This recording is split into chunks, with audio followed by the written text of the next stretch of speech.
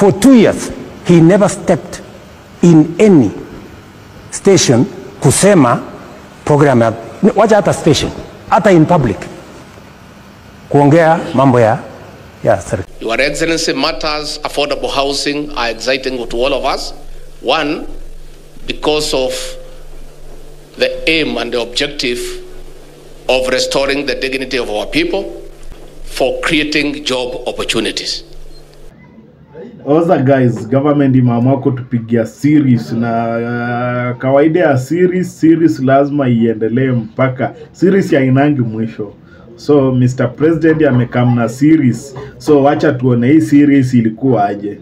Napata katikati yetu tulikuwa na kamsaliti. So we want to confirm who is msaliti hapa. Nani anacheza nani? Who is fooling who?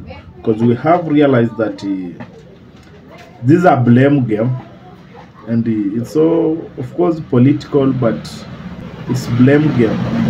Oh, ni huyu wako ongelea hii, huyu wako nisaidia kufanya hii shughuli. So let's compare these two gentlemen. Mulimuona Rigathi ameenda kuongea barabara siku moja. The 57 kilometers that are ongoing from Mau Road, we are going to complete all of them. Sitima siku moja. Is electricity. Tumekubaliana na governor, hiyo tutafanya. LEREC through national government through LEREC itoe kiasi fulani tuunganishie nyinyi stima, hiyo tutafanya. Hiyo ya program ya UHC one day. Universal health coverage.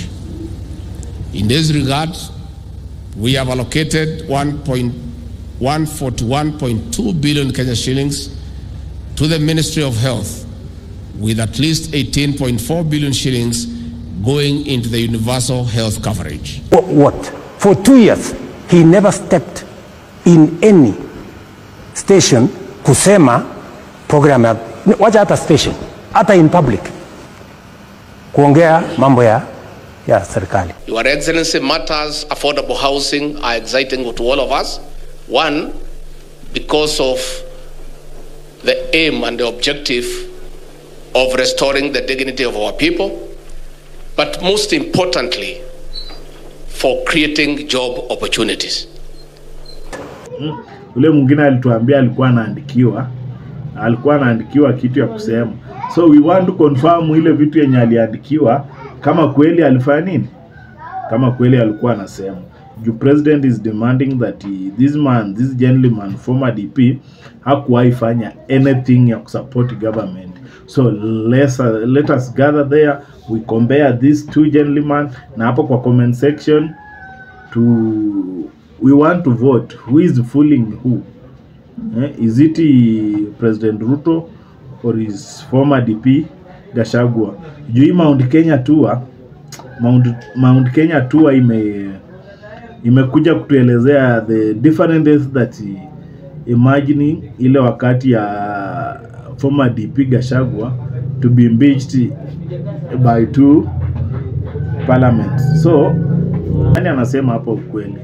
Juu that time president alikipon kama amenyamaza the whole time.